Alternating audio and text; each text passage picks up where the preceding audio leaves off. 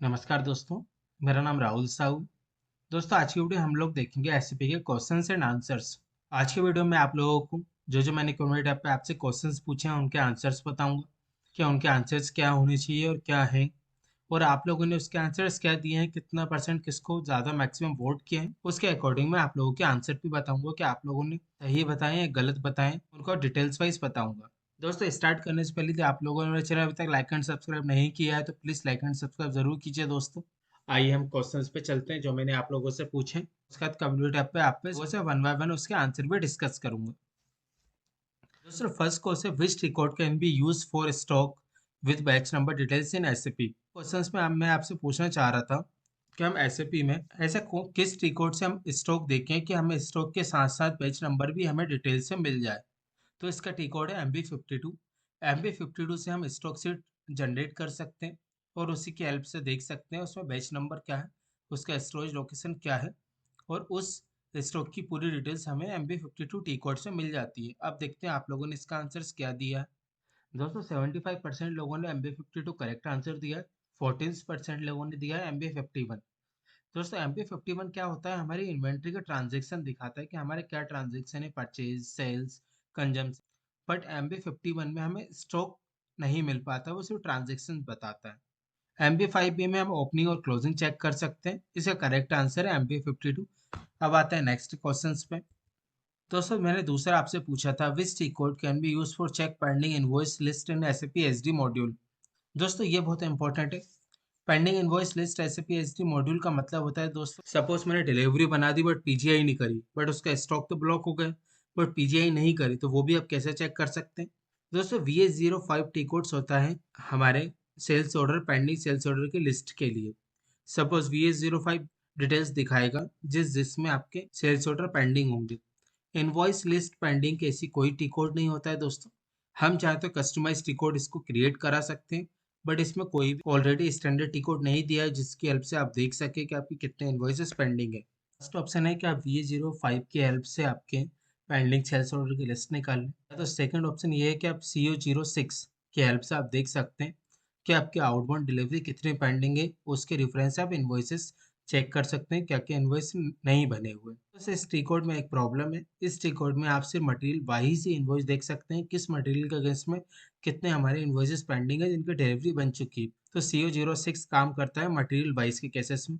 But आपको overall details देखनी है तो आपको कस्टमाइज टी कोड बनवाना पड़ेगा। ये VA05 में चेक कर सकते हैं। और ये आपके पास suppose order number, sales order number है, तो आप क्या कर सकते हैं कि उसका फ्लो चेक कर सकते हैं, उसका स्टेटस देख सकते हैं कि उसका स्टेटस क्या है, कि इसका सेल्स ऑर्डर बना है नहीं बना है, डिलीवरी बनी है कि नहीं, या इनवॉइस, तीनों उसका आप स्टेटस चेक करके देख सकते हैं। आइए अब देखते हैं आप लोगों ने इसका आंसर क्या दिया हुआ है। दोस्तों, सबसे ज्यादा लोगों ने दिया है VA05, 70%, जो एकदम सही आंसर है कि VA05 में हम देख सकते हैं कि हमारे कितने ओपन सेल्स ऑर्डर हैं। सेल रजिस्टर में हमेशा सेल्स की डिटेल दिखाती है, यहाँ पे पेंडिंग इनवॉइसेस कभी नहीं आएंगे। VL02N को डिलीवरी नंबर आपके पास है तो आप VL02N से आप उसका स्टेटस चेक कर सकते, ऑर्डर बना है, डिलीवरी बनी हुई है, डिलीवरी की पीजीआई हुई है नहीं हुई है, या इनवॉइस बना है कि नहीं बना है। तो VL02N हमेशा पीजीआई को एडिट करने के लिए होता है, और आप इसी की हेल्प से आप उसका स्टेटस भी चेक कर सकते हैं। आइए नेक्स्ट चलते हैं। दोस्तों, थर्ड क्वेश्चन है, which T code can be use for check cancel invoice list in SAP SD module. दोस्तों, थर्ड क्वेश्चन में आप लोगों से पूछ रहा हूँ कि ऐसा कौन सा टी कोड है जिसे आप कैंसिल इनवॉइस लिस्ट देख सकते हैं SAP में। दोस्तों, कैंसिल इनवॉइस लिस्ट देखने के लिए आपको कस्टमाइज टी कोड बनवाना पड़ेगा, क्योंकि स्टैंडर्ड टी कोड है नहीं हमारे जिसकी हेल्प से हम कैंसिल इनवॉइस देख सकें, क्योंकि एक बार इनवॉइस कैंसिल होने के बाद वो एसएपी से रिमूव हो जाता है। यदि उसकी अकाउंटिंग रिलीज हो गई है तो वो जरूर दिखाएगा, बट यदि अकाउंटिंग रिलीज नहीं हुई है तो जिस जब भी हम उस एसएपी के इनवॉइस को कैंसिल करेंगे तो ऑटोमेटिक वो रिमूव हो जाएगा। तो इसलिए हम उसका कस्टमाइज रिकॉर्ड बनवा सकते हैं। यदि हमें कैंसिल इनवॉइस की लिस्ट चाहिए कि इस मंथ में हमने कितने इनवॉइस कैंसिल किए हैं, उस भी हेल्प से आप देख सकते हैं। आइए आप लोगों के आंसर देखते हैं, आप लोगों ने इसके क्या आंसर दिए। Cancel invoice list in SAP, MB51 दोस्तों 14% ने कहा है। सेल रजिस्टर 5% ने कहा है। VF05 एंड 76% ने कहा है। दोस्तों, VF05 एंड टी कोड जो होता है हमारा, उसमें भी हमें पूरे जो हमारे इन्वॉइसेस हैं वो इन्वॉइसेस हमें रिलीज करने का ऑप्शन देता है VF05N। VF05N में भी आप कैंसिल इन्वॉइस नहीं देख सकते। वहाँ पे भी यदि आपने अलग से स्टैंडर्ड में कुछ ऐड करा है तो आप देख सकते हैं, अदरवाइज VF05 में भी आप कैंसिल इन्वॉइस की लिस्ट नहीं देख सकते। वहाँ पे भी आपको इन्वॉइस रिलीज के लिए ये हमारा स्टैंडर्ड टी कोड्स है। आइए नेक्स्ट चलते हैं। फोर्थ मैंने पूछा है आप लोगों से, which T code can be use for check price list in SAP SD module VK13। तो इस क्वेश्चन में मैं आप लोगों से पूछना चाह रहा था कि हम ऐसा कौन सा टी कोड है जिसके हेल्प से हम SAP की में प्राइस चेक कर सकते हैं कि किस कस्टमर के अगेंस्ट में, किस मटेरियल के अगेंस्ट में क्या प्राइस लगा हुआ है। तो दोस्तों VK13 टी कोड है जिसकी हेल्प से हम प्राइस लिस्ट को देख सकते हैं, किस मटेरियल के अगेंस्ट में क्या प्राइस है, इस रीजन पे क्या प्राइस है। सपोज एक पेन है, black pen, white pen, blue pen, उन पेन के आगे हम VK13 में जाके चेक कर सकते हैं कि 10 रुपए है, 20 रुपए है, 30 रुपए है। और हम इसी VK13 के हेल्प से उसका टैक्स भी चेक कर सकते हैं। तो VK13 टी कोड्स होता है हमारा प्राइस डिस्प्ले के लिए। हम VK13 में जाके हर मटेरियल का प्राइस चेक कर सकते हैं। आइए देखते हैं आप लोगों ने इसका आंसर क्या दिया हुआ है। दोस्तों 24% लोगों ने दिया है VK13, MB51 को दिया है 62%। बट MB51 तो हमारा प्राइस के लिए हम यूज़ नहीं करते। MB51 में नॉर्मली हमारी इन्वेंट्री दिखाती है। अब आप कहेंगे कि MB51 में परचेज भी आती है और सेल भी आती है, तो परचेज से आप इजीली वो निकाल सकते हैं कि हमने ये मटेरियल परचेज किया तो वो कितने रुपए में परचेज किया। यदि ये SAP का इन्वॉइस हमने सेल किया है तो वो कितने रुपए में सेल किया है, तो MB51 में वो डिटेल्स तो आ जाएगी। बट आपको प्राइस लिस्ट और टैक्स चेक करना है तो आपको उसकी हेल्प VK13 टी कोड की हेल्प से ही आप उस टी कोड चेक कर सकते हैं। तो 24% ने इसका आंसर करेक्ट दिया। आइए नेक्स्ट चलते हैं। फिफ्थ क्वेश्चन है, which record can be use for check material list in SAP। दोस्तों यदि हमें SAP में कोई भी मटेरियल लिस्ट देखनी है, पर्टिकुलर एक मटेरियल देखना है या हमारे ग्रुप वाइज मटेरियल देखना है कि हमारे ग्रुप कितने हैं, या फिर हमें पूरे मटेरियल की लिस्ट एक साथ देखनी है, तो किस टी कोड से देख सकते हैं? MM60। MM60 जो है हमारा स्टैंडर्ड टी कोड्स है। MM60 की हेल्प से हम कोई भी मटेरियल को देख सकते हैं कि वो मटेरियल किस में ओपन है। आपको पैकिंग मटेरियल है, रॉ मटेरियल है, स्पेयर मटेरियल है, फिनिश प्रोडक्ट मटेरियल है। MM60 में हमारे पूरे A to Z मटेरियल की लिस्ट हमें MM60 टी कोड की हेल्प से दिखाई देती है। आइए आप लोगों के आंसर्स देख लेते हैं क्या दिए हुए हैं। MB51 दिया है 16%, MM60 दिया है 17%, MB52 दिया है 64%, नन दिया है 3%। दोस्तों इसका करेक्ट आंसर है MM60, जो 17% लोगों ने सही दिया है और 64% लोगों ने गलत आंसर दिया है। MB52 हमारा स्टॉक के लिए हम यूज़ करते हैं, ना कि हम मटेरियल लिस्ट देखने के लिए यूज़ करते हैं।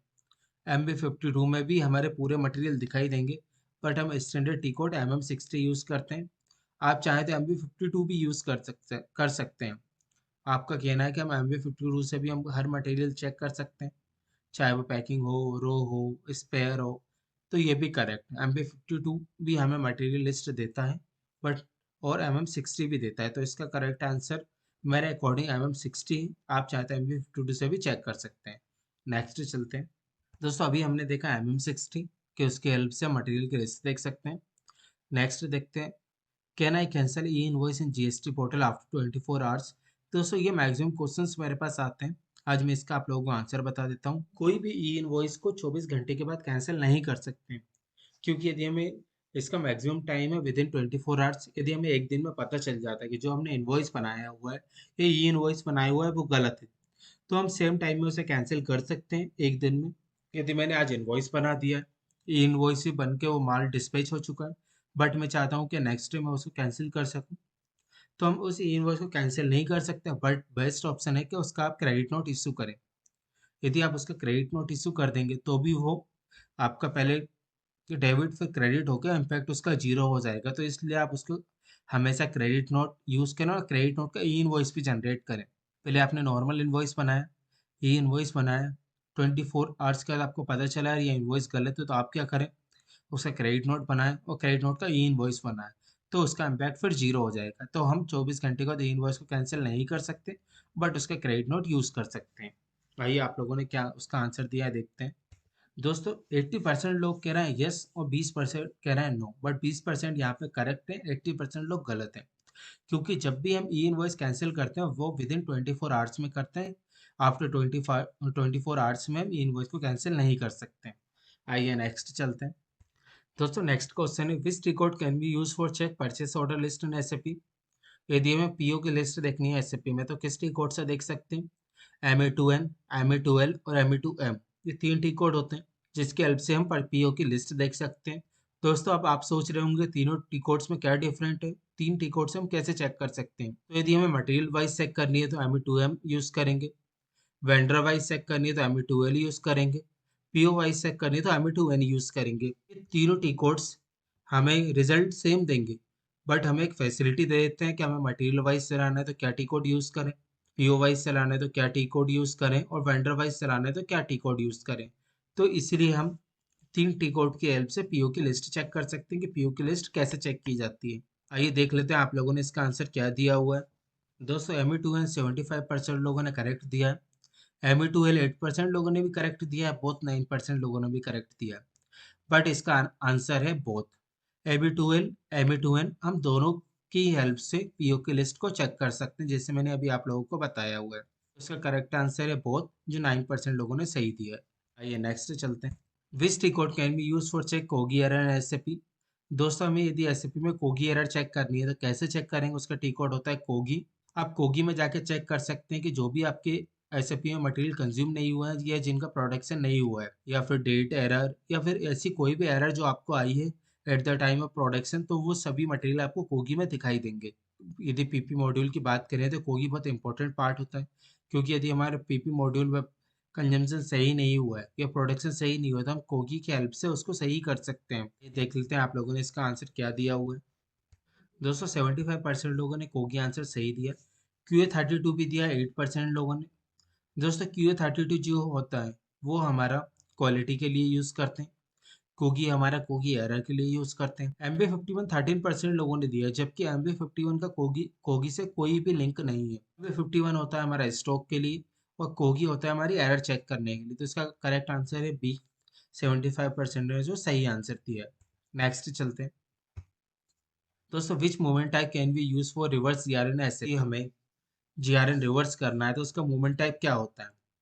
उसका मूवमेंट टाइप होता है 104 और 106। यदि हम यदि 103 को रिवर्स करते हैं तो उसका मूवमेंट टाइप होता है 104, और 105 को रिवर्स करते हैं तो उसका मूवमेंट टाइप होता है 106। अब देख लेते हैं आप लोगों ने आज कितने परसेंट ने वोट किया और क्या उसका आंसर दिया हुआ है।